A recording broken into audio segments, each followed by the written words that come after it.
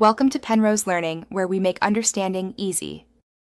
You start by confirming prerequisites: the desktop app, account access, and permissions for mic, camera, and calendar. Once done, create a single team and one focus channel for your primary project so conversations stay centralized. Make sure notifications are enabled to avoid missed actions.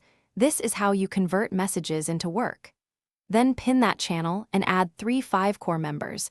This reduces noise and speeds decisions. These first actionable steps get you from setup into consistent. Next, organize your workflows inside the channel. Add tabs for files, planner, and OneNote to keep documents and tasks where the chat happens. Once done, build planner buckets for to-do, in progress, review, and done. Assign tasks and set realistic due dates. Make sure you pin a simple message template, tag, action, due date in YIMMDD format so everyone communicates consistently. This reduces back and forth. It turns chat into executable tasks and speeds delivery across the team.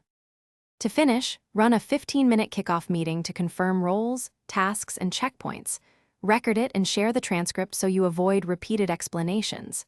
Then set scheduled focus times and encourage status updates to limit interruptions and preserve deep work.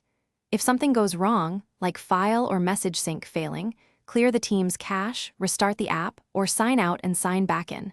These steps resolve most issues quickly. Finally, make sure recurring checkpoints lock in momentum and accountability. Thanks for watching. If this was helpful, leave a like and consider subscribing. See you next time.